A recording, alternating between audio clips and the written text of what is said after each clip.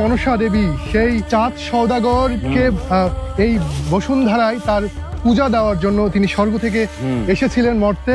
এই অনার্য পদ্মা দেবীর যে বাড়িটি আমরা ঠিক দেখতে পাচ্ছি আমার ঠিক পেছনে, এইখানে পদ্মার বাড়ি, এটাই ছিল সেই পদ্মার বাড়ি, তাই না দাদা? হ্যাঁ, এটাই সেই পদ্মার বাড়ি। অল পৃথিবীর 2.5 দিনের খোরাক এখনো রয়েছে, কিন্তু সম্পদ ধরে রাখতে মা পদ্মা দেবী। সুজনের খুঁজে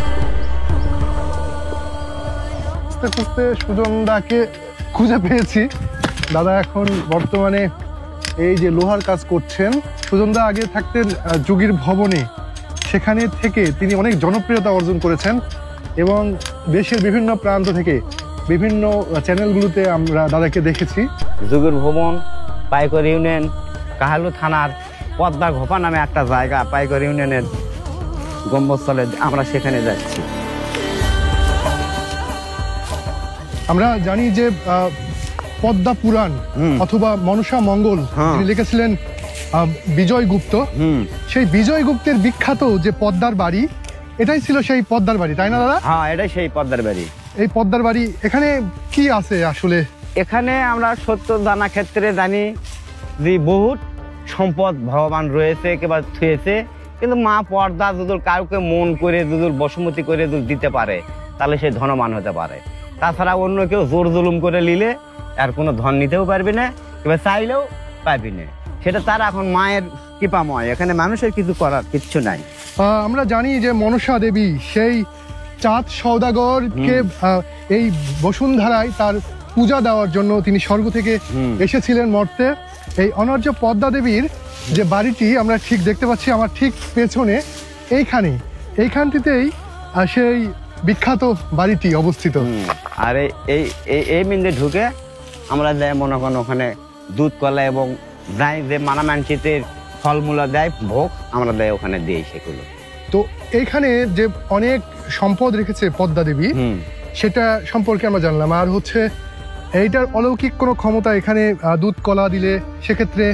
হ্যাঁ, দুধ কলা দিলে অবশ্যই মায়ের হলে আগমন হবে এবং মা তার কামনা বাসনা অবশ্যই পুরোবে। তার সে করছি তো বিশ্বাসতা থাকতে হবে, মনের আগে পুরো বিশ্বাসতা থাকতে হবে।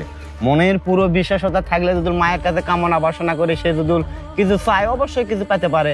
সে দুধ দেয়, আমাদের কর্তৃত্ব কি আছে? তো এখনো মানুষ এই পদ্মার বাড়িকে সেইভাবেই তো মানে, তাই না? হ্যাঁ, সেভাবেই মানে, এখনো ভয়ঙ্কৃত ভাবে মানে। কেউ সহজে এখানে আসতেও পারে না, কেউ সহজে ঝাউ জঙ্গল দেখতেই চান, ঝাউ জঙ্গল কাটতেও পারে না।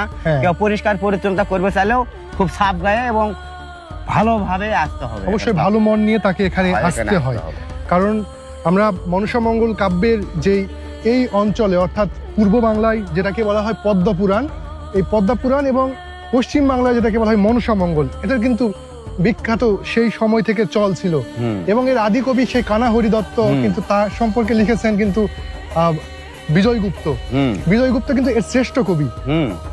সেই পদ্মা দেবীর অর্থাৎ মনসা দেবীর একটি যে বাসস্থান, সেখানে কিন্তু আমরা জানি যে এর থেকে অদূরে এই পাশে যে যেখানে বেহুলার বাসর ঘর, হ্যাঁ হ্যাঁ, সেটা আপনার ওই ইয়ের কাছে, ওই কি করে কয় মেরত, সেটা হলো মের, এটা গোকুল মের, ওখানে হলো বেহুলার সেই বাসর ঘরে কিন্তু দেখা যায় যে সে লোহার বাসর ঘরে কিন্তু ঢুকেছিল হচ্ছে সাপ হয়ে মনসা দেবী, এবং সেখানে কিন্তু তার স্বামী লক্ষিন্দরকে দংশন করেছিল তার পিতা চাঁদ সওদাগরের পূজা পাওয়ার আশায়।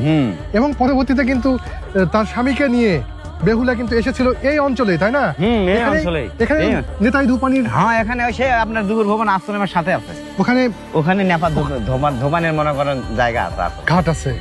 এবং এখানে যে কানস কূপটা আমরা যেটা শুনেছি যে কূপের জল দিয়ে ঔষধ বাটিয়ে খায়, সেটাও আমরা দেখতে যাবো।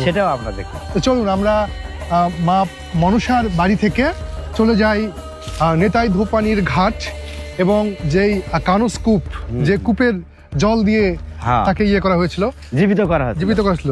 দাদা, অনেকে শোনা যায় এখানে নাকি অনেক সম্পদ আছে, তো এখনো বহুত সম্পদ আছে।